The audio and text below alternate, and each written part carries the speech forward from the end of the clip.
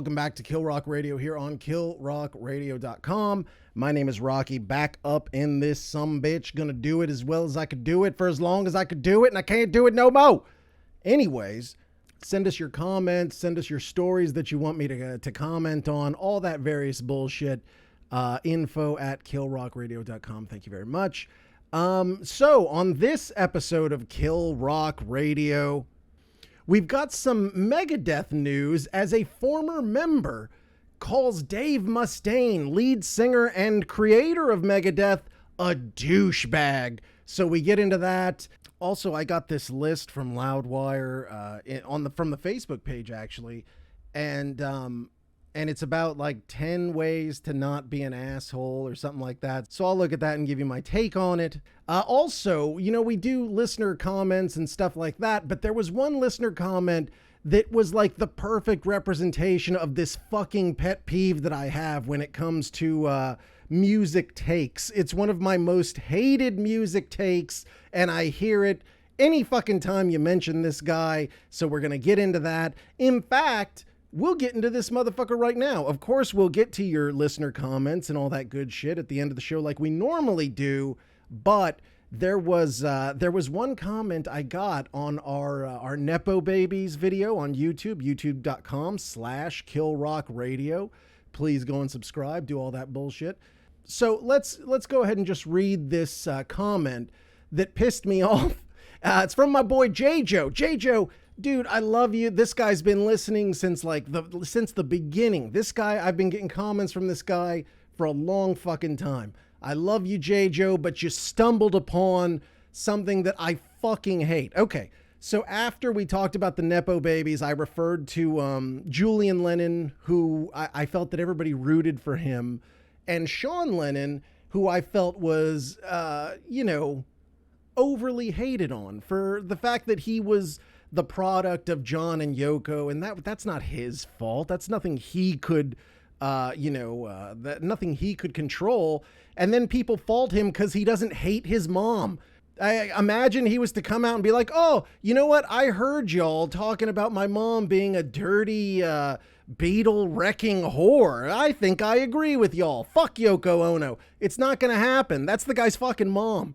But, so anyways, the comment is, everyone hated Sean Lennon because his mommy Yoko was a home wrecker and Cynthia stayed by John's side. Cynthia was John's first wife.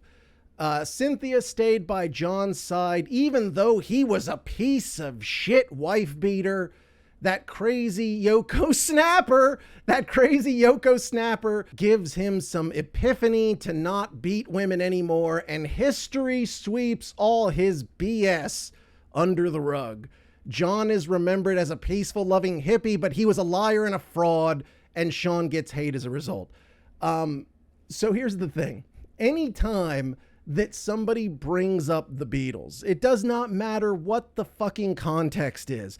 If it is on the internet, it within maybe 10 comments, some fucking edgelord will eventually come out and say, well, you know, John Lennon was a woman beater, and even though he, people act like he's so Mr. Perfect, he didn't take care of his one son and this and that, and just all this negative shit about John Lennon. And it only happens on the internet. I've never heard anyone bring up the John Lennon domestic violence shit or any of that in real life. It's always some dickhead on the internet. And sorry, J-Joe, not to call you a dickhead, but you know what I'm saying. In today's world, we're so into, I guess, tearing down old narratives. We love to go say, oh, you know what? You were a fan of Barney, huh? That was like your childhood, whatever. Well, how about the guy in the Barney suit was a crackhead and all this shit? Like, we want to fuck up everybody's childhood now. You know what? You loved Saved by the Bell, where they were all fucking pounding heroin and butt fucking each other. That's not true. I'm just saying of course you see them on YouTube. You see these fucking little 30-second bits on TikTok and all that bullshit where they want to take all the shit that was great to you as a child and tear it down and shit on it and let you know that just because you thought this was wholesome and this was some great part of your childhood. You know what? Behind the scenes, they were Nazis. They were, pounding meth and butt fucking children and all that shit. They need you to know that your youth wasn't as innocent as maybe you thought it was. And in the case of the Beatles, the public perception of the Beatles as a whole, considering that half the band is dead, the remaining half are like very nice elderly men who are just living out their days. So you look at them and the public perception of the Beatles, of course, peace, love, happy, sunny music and all that shit. And of course, you look at the Beatles' output in terms of their actual music, you can see where that comes from. At this point, Beatles music is used for children's cartoons and shit like that. It's some of the most wholesome shit that's out there. When you got, like a little kid who's just trying, getting into different types of music, you play them some Beatles, unlock some shit. That's what happened for me. Oh, I know this song. And so I don't know what it is, but anytime you have anyone that people tend to be positive about, somebody has to come tear that shit down. They can't fucking stand it. People accuse me of being a hater, but that's true fucking haterism. When you're such a miserable fuck that you can't stand people just like feeling good about something. Of course, go listen to the Beatles. It's fucking happy, fun ass music, but it's not just that. There's some very deep shit. There's dark shit. And a lot of that gets lost because, the hit songs are all the happy shit. I want to hold your hand. Good Day Sunshine, all that good stuff. That's what people love. That's what people latch on to. But the Beatles were a very well-rounded band, and that's something that's been lost in the caricature that is put out there these days. The reality is John Lennon had a fucking hard life. I mean, if you look back at John Lennon's origins, if you look back into his early years, this motherfucker had a tough-ass life. You could take John Lennon's origin and apply it to like a fucking gangster rapper, and it would not seem out of place at all. John Lennon's dad ran out on him at some point, leaving him and his mom to fend for themselves. And this is way, way back in the day. And back then, to have a single mother, that was considered a great shame. And it was a taboo that fucked with you in your everyday life.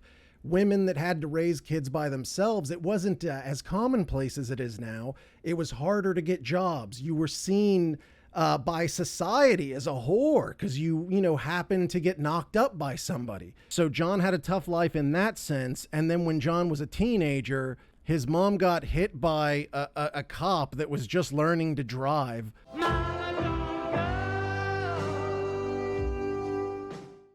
She died in the fucking streets. The constable was not charged.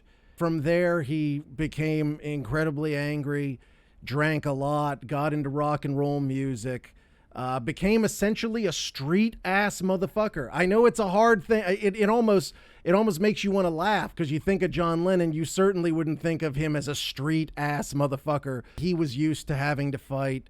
He was a guy with a lot of rage, and it manifested in a lot of different ways. And, he ends up in the Beatles. Of course, they've all got the matching clothes, the little cute whatever, and that's how we remember them. But don't forget, in their time, they were regarded as like fucking devil music, which is wild when you think about it. But I know, like, my mom would tell me that when she was a kid and the Beatles came out, that shit was considered like devil music.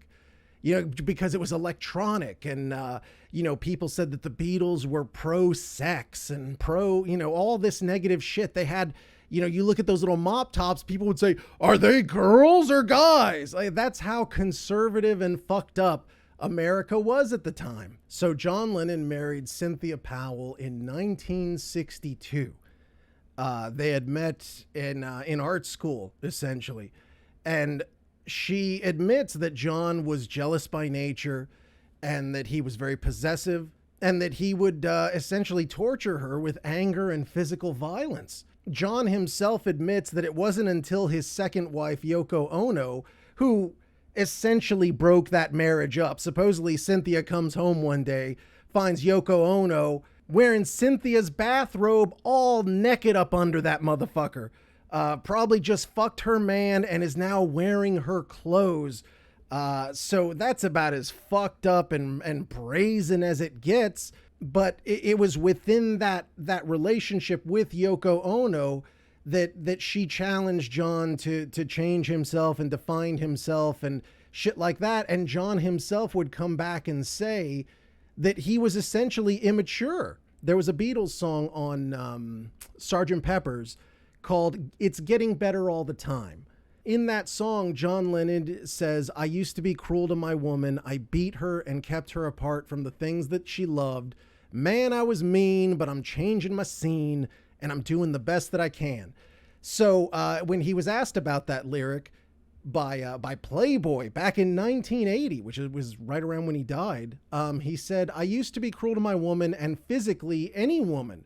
I was a hitter. I couldn't express myself and I hit. I fought men and I hit women. That's why I am always on about peace. You see, it's the most violent people who go for love and peace. Everything's the opposite, but I sincerely believe in love and peace. I am a violent man who has learned not to be violent and regrets his violence. I will have to be a lot older before I can face in public how I treated women as a youngster." Like, it's such judgy bullshit to simply write John Lennon off as a wife beater and all that shit, where I see a guy who, in a life that was shortened, did his best to evolve and did his best to be the best version of himself. Once these things are done, they can't be taken back. All you can do is try to get better. John admits he was a shitty father to his son, Julian. He references the way he treated women, the way he felt about women when he was younger. You even see it in early Beatles music. And this is like the mop top Beatles that are now like the caricature.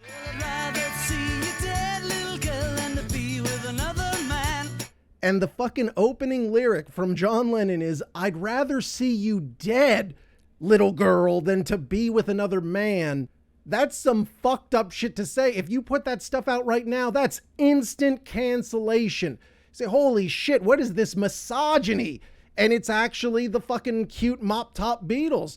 But that kind of makes a point, which is in those days. And I know sometimes it can be a bit of a cop out to say, well, back in those days. But once again, this is the late 50s, early 60s. And back then, domestic violence was not treated the same. You regularly saw it in film. In a lot of ways, it was seen like almost the same as like spanking your kids.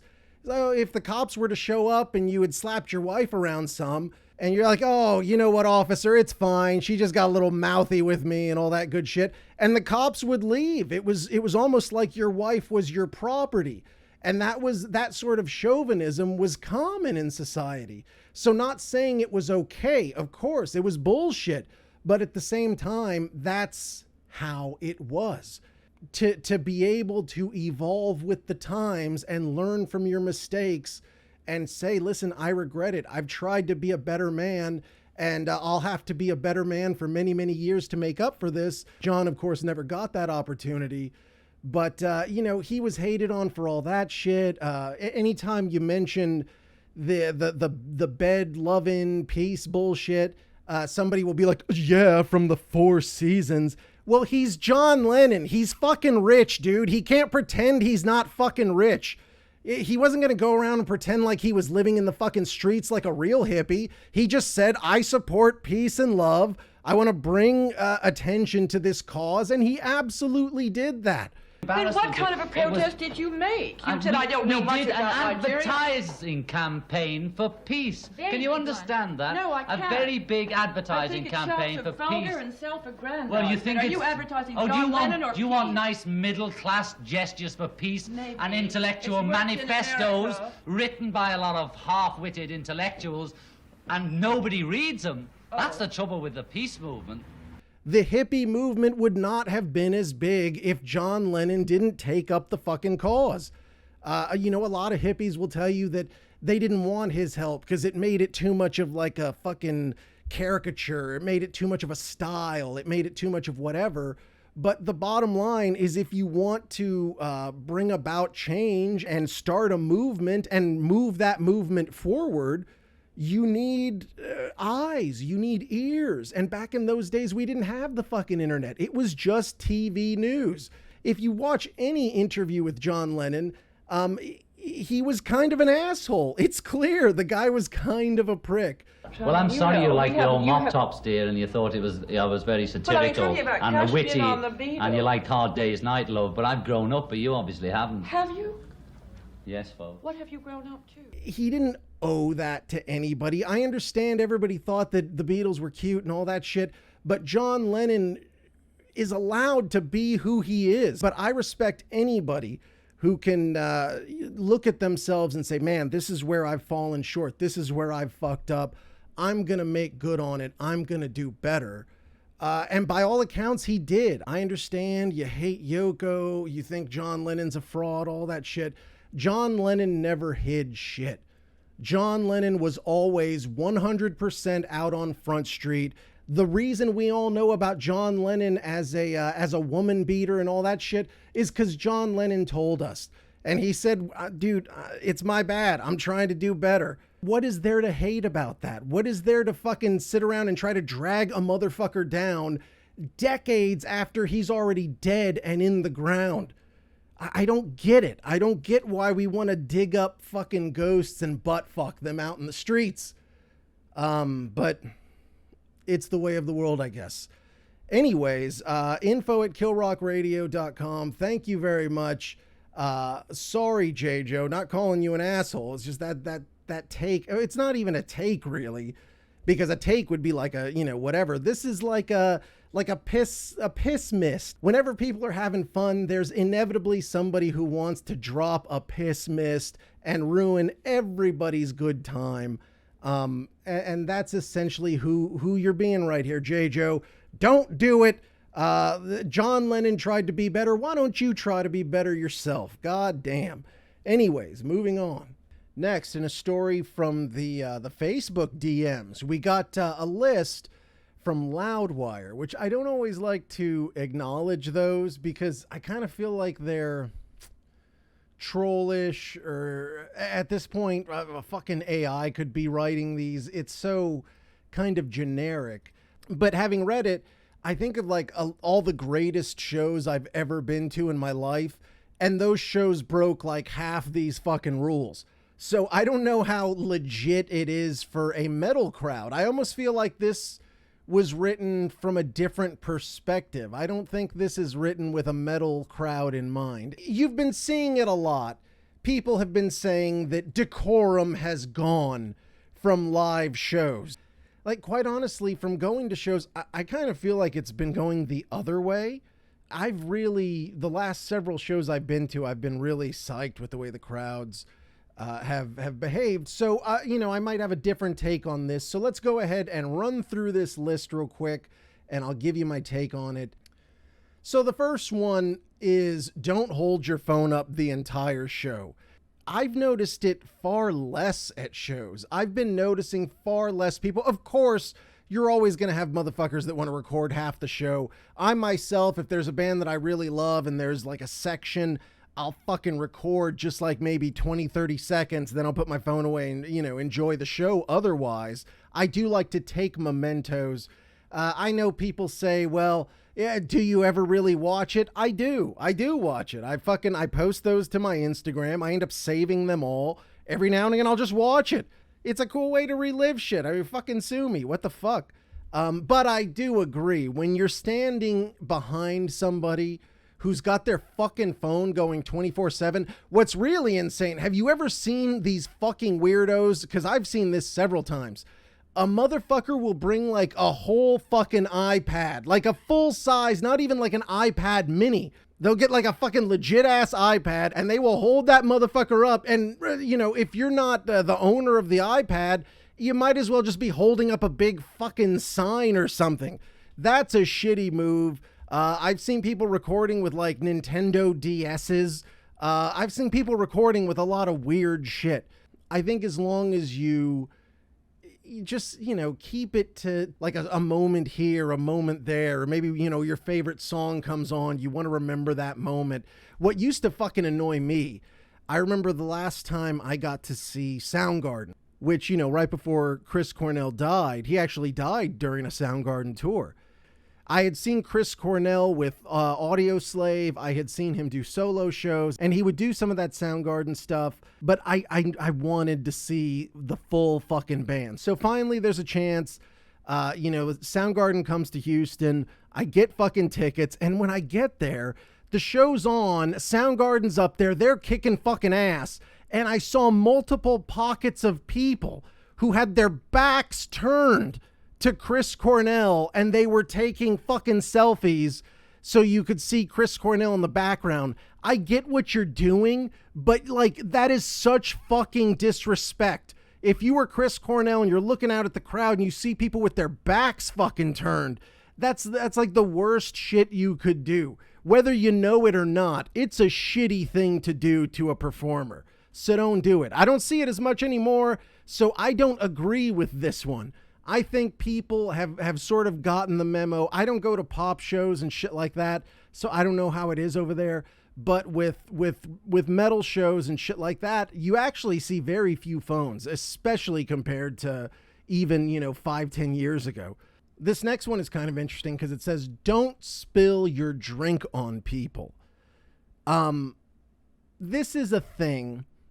Certainly, but for the most part, the issue is that you're having to try to fucking slink and sneak through the crowd with your drinks, which are filled to the brim. Even if you take a little sip, they're still pretty filled up. It's very hard to not spill a drop as you're trying to find your way back to your crew.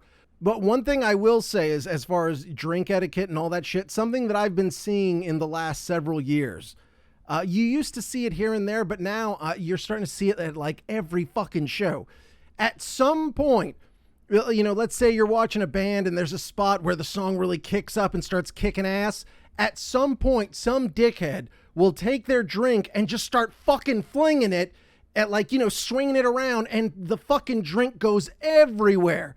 Now, if you're recording it or something, it looks cool, but the reality is, for those of us who want to drive the fuck home, being doused in alcohol, it's not a good look. If you were to get pulled over, you would absolutely get fucked with. And listen, dude, who's looking to get fucked with by the cops any more than you already do? You know what I'm saying? Fuck that. So if you're one of those people who you're like, oh, dude, it's just in the moment, it's just so fucking cool. Fuck off. You're being a selfish cunt. It's not, it looks cool. It's not actually cool. Don't do that shit. Other than that, if an accident is an accident, come the fuck on. It's very close quarters at a show. This next one, this is a problem that the city of Houston has. And I'm sure many major cities have this issue. Don't shout through the entire show. I don't know what it is. I don't know if it's just that the scenes are tight or whatever and people know each other, or people bring their friends or whatever. But you'll fucking hear people talking through the entire show, like through songs. If you're at a show where there's, songs that have quiet moments and shit like that, in those quiet moments, you hear the murmur of dickheads just talking about their everyday fucking life. What the fuck are you doing here? Why don't you go outside with that shit? You won't have to sit there and scream at each other. What the fuck? Yeah, that one I agree with. You're a fucking asshole if you're talking through the show. At least have the decency to not talk through the fucking songs. Even if you don't give a fuck, maybe your friend wants to pay attention. Maybe they actually want to see the band and not have a hey, how was your day type of bullshit conversation that you could have any other time. You can't watch a band at any other time. I mean, make a fucking choice about what you're going to do with your night. Anyways, this one I'm confused about. Don't dance and fall all over others. If you can't dance around, does that cover moshing?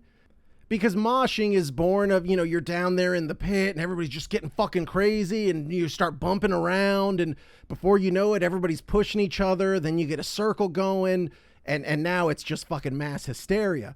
But like, what does that mean? Dance and fall all over others. I guess you could say don't become a sloppy fucking drunk and start falling all over people, because that is way annoying. But don't dance. Is this a concert or the tiny town from Footloose, motherfucker? You can't dance at a show? Imagine a show where you're encouraged to all just not move and really just stand there and appreciate the band.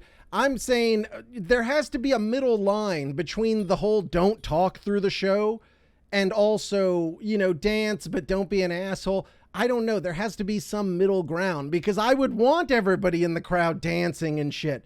Maybe don't get sloppy ass drunk. Maybe that's the rule. Next, don't squeeze to get in front of people who were there first.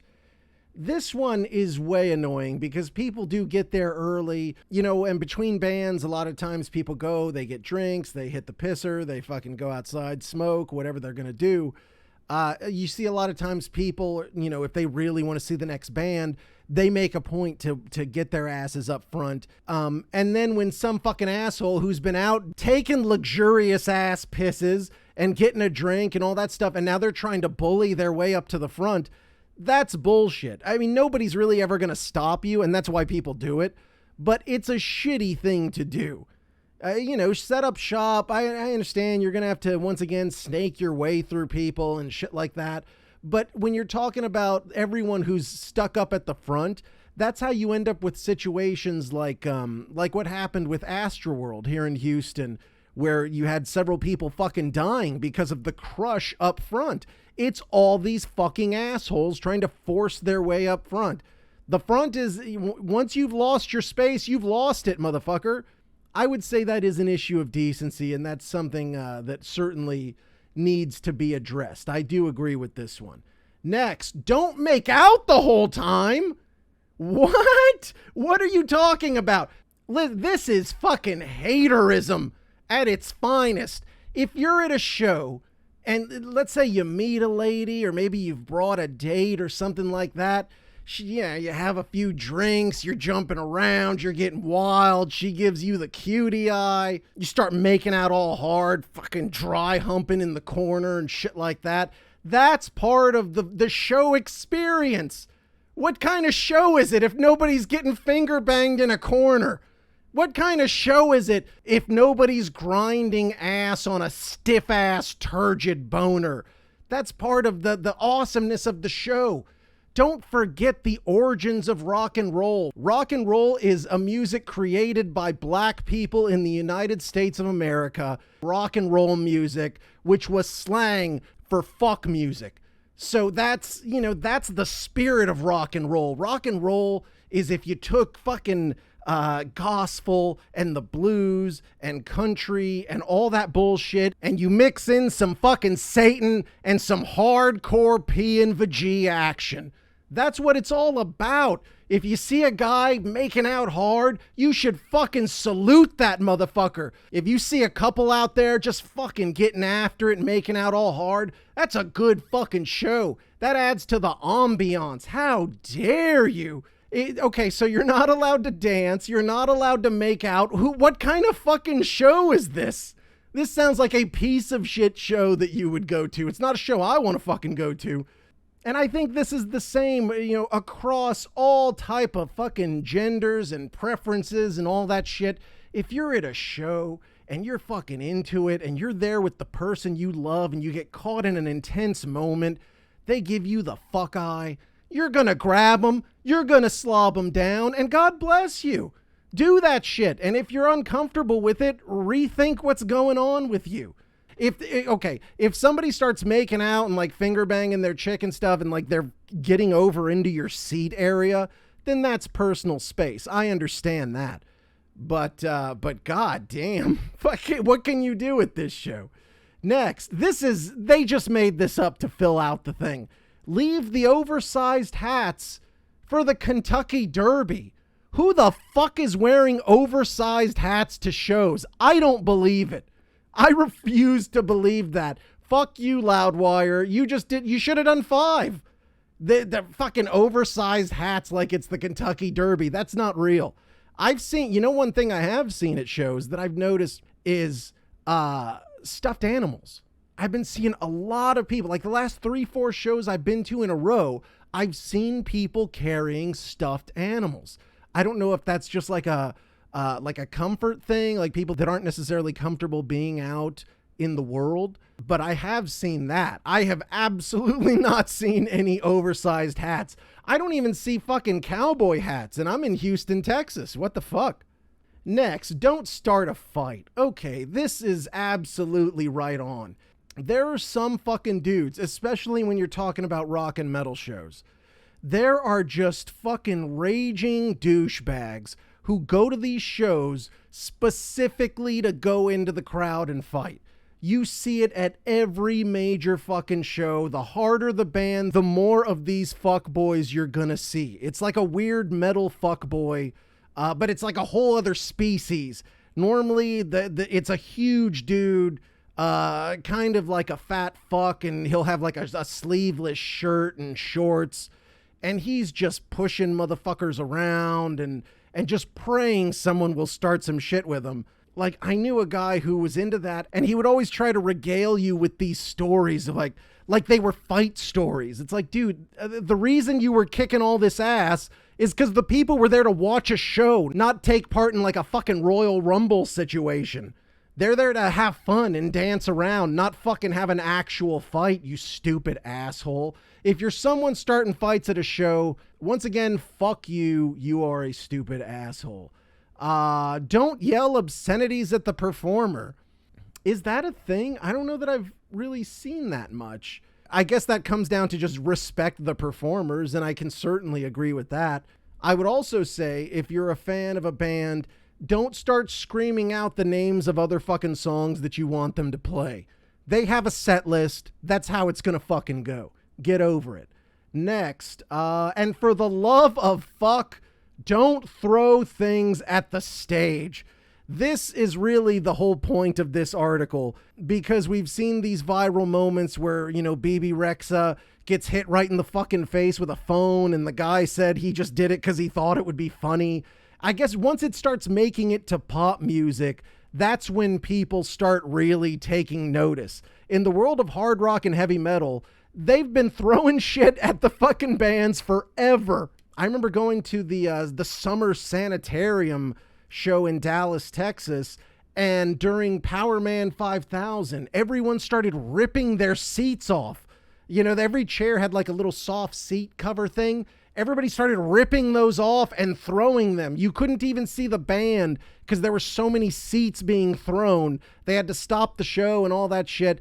And that was like a crowd that was just having fun. I've seen all kinds of shit thrown at bands. I mean, from joints to panties to fucking phones to just I've seen keys thrown at motherfuckers, pennies.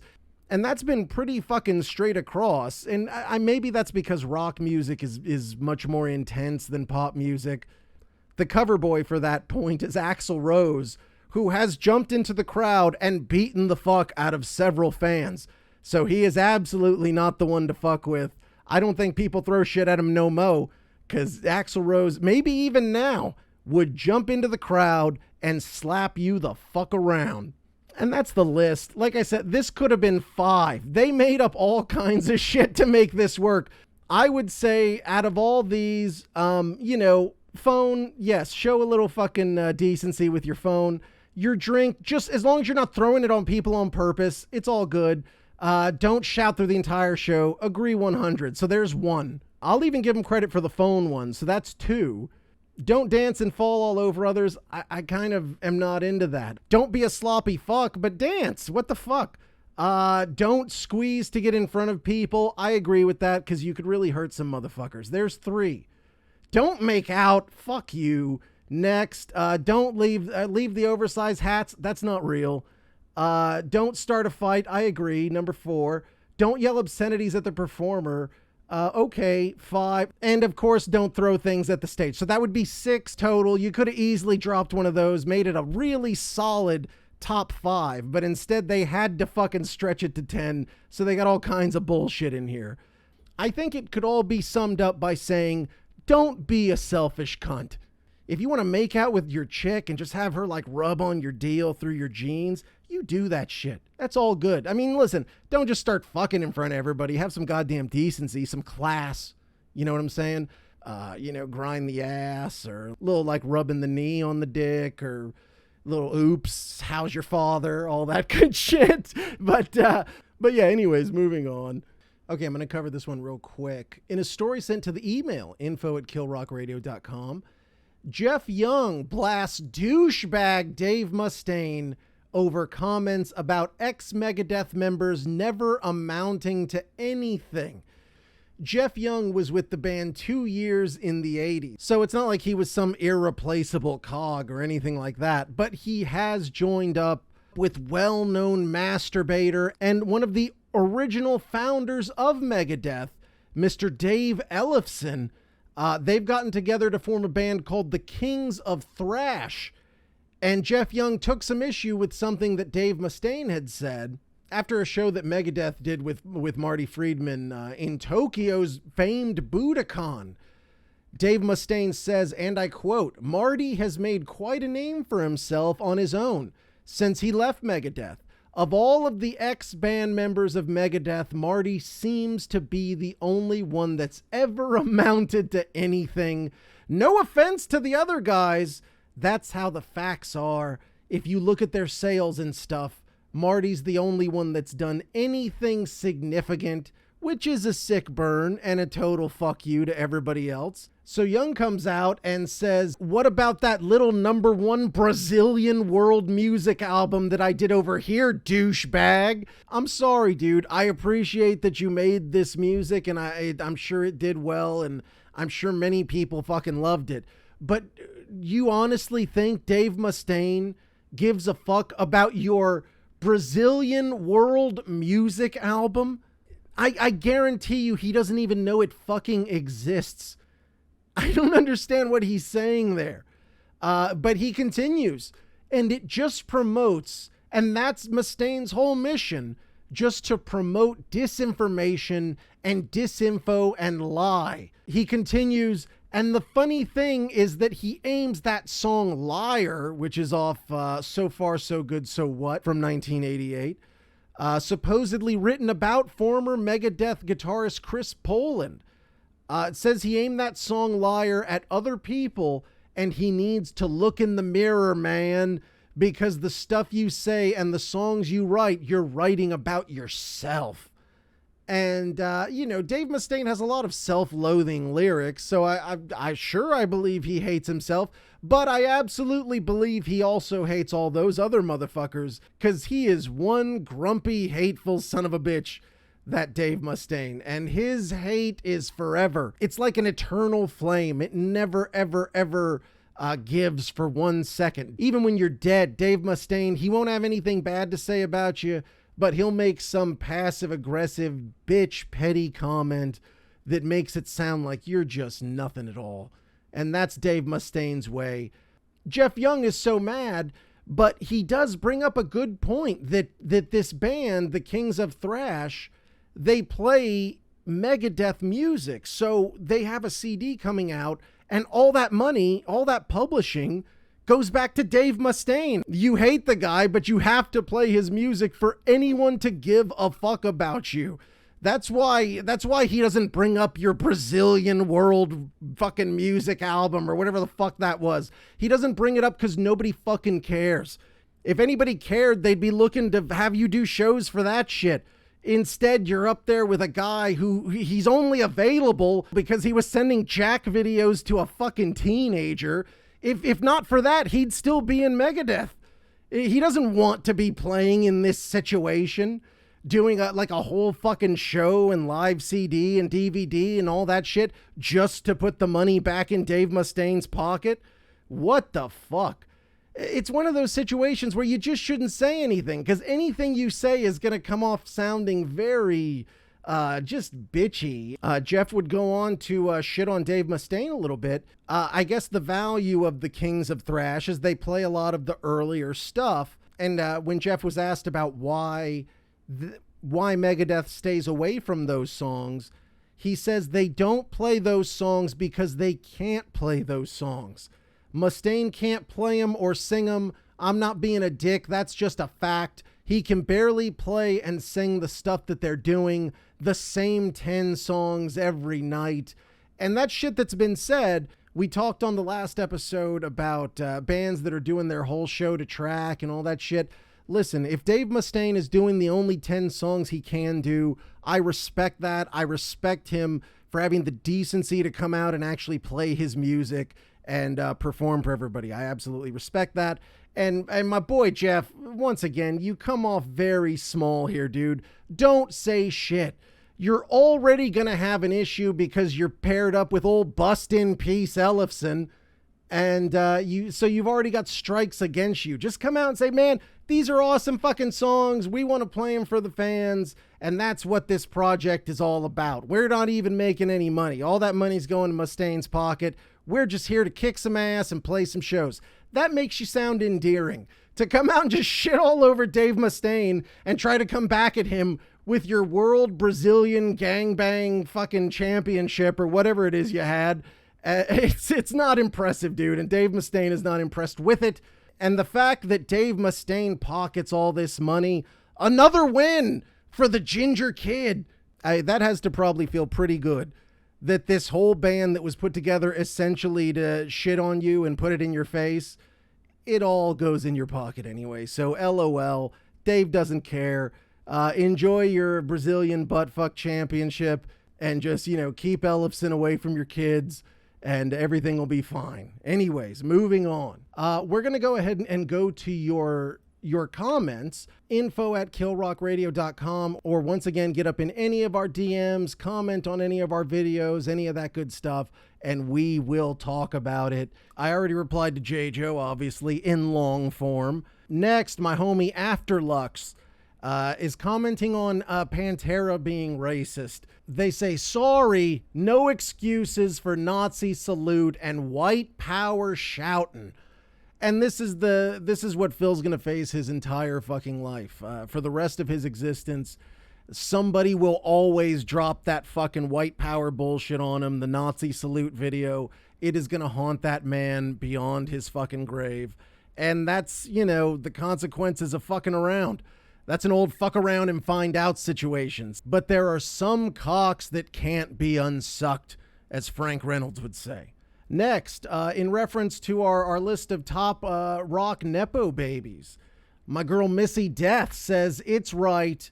Oh, I was talking about if Lenny Kravitz was in fact a Nepo baby since his parents weren't directly in the music business, but rather in the entertainment business. She says it's right. Doesn't have to be exact same as their parents, just in the entertainment biz as per Urban Dictionary, which we all know is butthole tight. Next, Ralph Jenkins says, I think the term Nepo baby still works for Lenny because he used his parents' connections to get ahead. So there's the nepotism. Thank you guys. Apparently I'm right. Score one for the kid. My homeboy Mr. Death Metal said Tommy Vex did a song with rapper High Res. The song is called Big Brother. It has to be one of the worst songs I've ever heard in my life. Okay, Mr. Death, I'm going to check it out. I don't know if I would do a video of it or not. The thing is, this motherfucker, he's not even drawing any views. On some level, we're both advertising each other in a way, you know what I'm saying? And this guy doesn't bring shit to the table no mo. So I don't know. We'll see. I'll check it out. If it's extremely, cringe-inducing, maybe I'll say something. I don't know. But we'll see. Thank you very much, Mr. Death Metal. Keep listening, por favor. My girl Monica Laterio says, Wallflowers had a lot of hits. That album was so good. That's also in reference to the Nepo Babies. Wallflowers, that one album, Bringing Down the Horse, several hits, a lot of good stuff on there. It was never my deal because it's a little bit soft, but I absolutely respected Jacob Dylan, and certainly the guy had a big-time chip on his shoulder, and he came out and kicked some ass, and that is commendable. Thank you very much, and thank you to the Kill Rock Radio listeners. We will keep this conversation going next time. Until then, I will talk to you crazy motherfuckers later.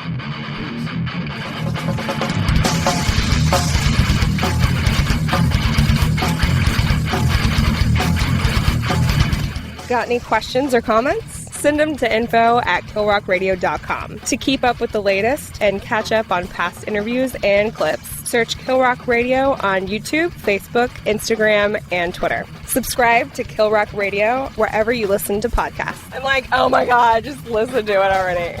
Wherever you listen to podcasts.